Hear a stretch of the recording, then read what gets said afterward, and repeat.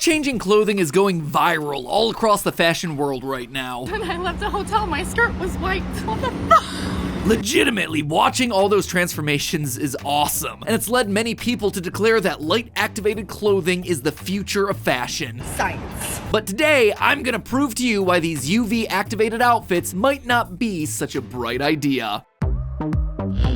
Hello internet, welcome to Style Theory, the channel that can transform your subfeed from a drab snooze fest to a closet full of colorful content with just the click of a button. Speaking of colorful transformations, today we're gonna be talking about the coolest fashion trend to go viral on the runway this year, color-changing clothing. You see, earlier this year in Paris, the Japanese brand Unreal Age had their models walk out in these dull beige dresses. Nothing too awe-inspiring there, right? But then out popped these magic light wands and boom! The boring beige was transformed into colorful masterpieces right before your eyes. It's really spectacular stuff, and since then, more and more outfits exactly like this have been popping up online. True to form, it's prompted the internet to hail this as a glimpse into the future of fashion. Clothing that's able to transform right before your very eyes with nothing more than a flash of light. But you know me at this point. I can't just sit back and enjoy a brand trying to go viral by showing off some new tech. Just like the time that we talked about spray-on clothing, I have to understand the science behind this magic. And just like with any magic trick, once you peek under the surface and see how the trick's done, you realize that everything is just a bunch of smoke and mirrors. So join me, will you, as we shed some light onto this trend to expose the true colors that are hidden under the surface of fashion's latest fad. So, like every good magician, we need to start off with the basics. What exactly is the trick here? Well, what we're seeing in these posts by Unreal Age and other like-minded brands is an eye-catching trend called UV-activated clothing. As the name suggests, these clothes get an immediate glow-up using nothing more than good old-fashioned ultraviolet or UV light. So what exactly is UV light? Well, back in our episode all about Wednesday Addams' color allergies, I explained that what we call color is really just different wavelengths of light. White light is just a mixture of all those different wavelengths together. When this white light bounces off an object, like a shiny red apple, the apple absorbs all the colors except for red. That red light then gets reflected off the apple and sent back to our eyes, telling our brains that what we're seeing is a red apple. In reality though, there are more colors out there than you can possibly imagine. And I mean, you literally can't imagine them because our eyes can't perceive them. Our eyes and brains have only evolved to recognize colors in a very specific wavelength range, what's known as the visible spectrum. UV light falls out of that range, with a shorter wavelength than what we can perceive, but also longer than the next shortest of X-rays. Basically, nature just rolled a nat 20 on its stealth check. No one is going to be able to see a thing. But two places you can find UV light are 1, black lights, and 2, out mixed in with sunlight. Hence why all of these dresses are suddenly transforming as soon as they're outside. But how exactly is this happening? Well, these UV-activated dresses are made using what's known as photochromic dyes. The word photo for light and chromic for color. So let's just zoom in here and figure out what's going on under the hood. These dyes are basically able to switch back and forth between two different versions of the same molecule. One version, known as the ground state, is the stable one, because none of the atoms inside of it have any sort of charge. Now in most dyes, that would just be the end of the story. You've got yourself a molecule that reflects the right color back to your eye. Done and done. But what makes these photochromic dyes magical is that if you give them a little excitement by energizing them using a dose of UV light, the chemical shape of the dye starts to change. Suddenly, you end up with a slightly different molecule than the one you started with, one that absorbs and reflects slightly different wavelengths of light. So instead of just being stuck plain and white, the sweater can now transform into a brilliant blue or a radiant red. But this magic trick does come with one major limitation: time. This newly excited state for the molecule is too unstable to last forever without constantly adding more UV light. Without that constant UV stimulation, the dye will eventually return back to its normal, boring ground state, reverting the garment to the old original color. So, is this shiny new trend our fashion future? Well, first off, let's just get one thing straight. For as cool and high-tech as all this seems, it's actually nothing new. Photochromic dyes have been used in eyeglasses for years. If you or any glasses-wearing person that you know has ever tried out transitions lenses, where the ordinary clear glass transforms into darker sunglasses when exposed to the sun, yeah, it is basically the exact same thing. Toys have also been using this technology for decades.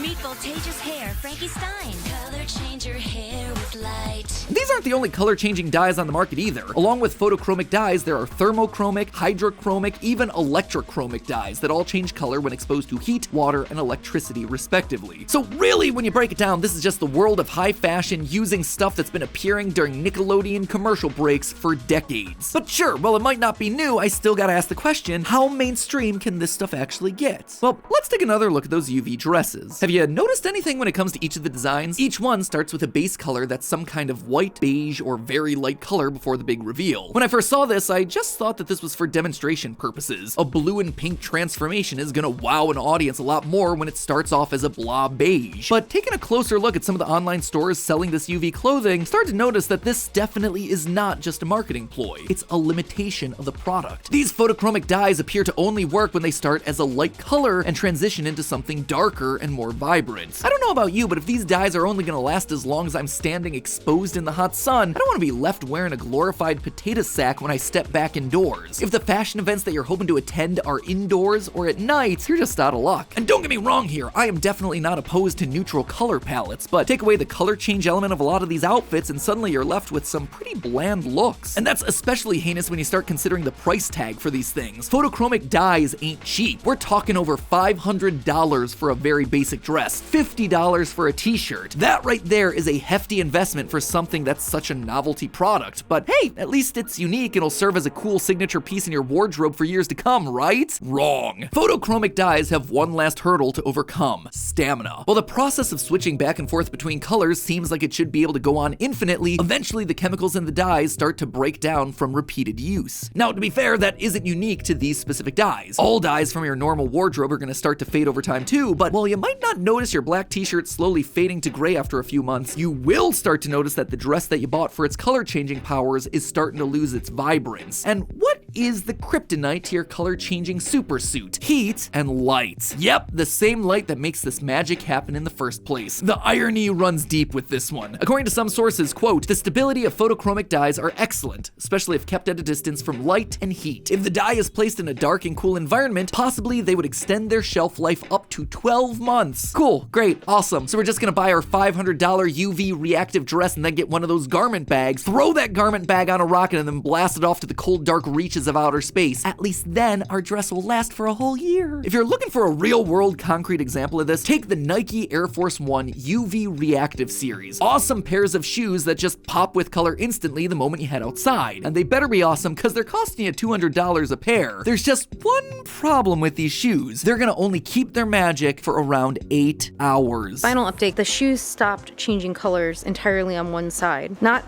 too dark, but definitely changing colors. It looks like after, has to be like 12 hours, that they will just remain white and they will not have any more color. In short, these cool color-changing kicks start to lose their effectiveness after one day at Disney. At least Nike's upfront about how long their shoes last, or not, considering some of the comments that I've seen of disappointed customers who didn't realize until too late that their new and flashy shoes are now no more than cream-colored trainers. Hey Nike, don't just do it, do better. While some brands like Del Sol boast having a lifelong guarantee on all their lines of color-changing products, other brands like PH5 don't have any mention of how long these dresses can last. Whether it's shirts, shoes, or paints, all of these UV-activated items seem to have themselves a fixed lifespan of effectiveness that no one seems truly able to predict. Considering similar products on the market cost less and will ultimately keep their color inside and out forever, UV just doesn't seem worth the cost, at least not yet. So I think it's pretty darn clear at this point that UV clothes might need a little less time in the sun and more time in the lab before they're ready for their mainstream adoption. But with a little bit more work on the details, just imagine all the cool products that you could make using this technology. What about a shirt that tells you when you've gotten enough sunlight? They make stickers that are UV activated to let you know when it's time to reapply your sunscreen, so why not a shirt that can do the same thing? Doctors recommend that everyone should spend about 10 to 30 minutes a day, a couple days a week, out in the sun to get some vitamin D. And with research showing that people are spending 90% of their lives indoors at this point, what can we do to make our sun time safe time? Introducing the loading bar of sun, a t-shirt with a UV activated loading bar that slowly fills up the more time you spend outside getting UV light. When the bar fills up completely, you'll know that you've hit your daily quota. Or imagine an ARG jacket where you have to go outside to reveal the hidden clues, where the puzzles and games that we usually spend our days inside playing would not only encourage but require us to get some quality outdoors time. Who knows, maybe this could finally do the impossible and get our editors to come out of their editing dungeon, stepping out into the sun for the first time in forever. Second thought, no,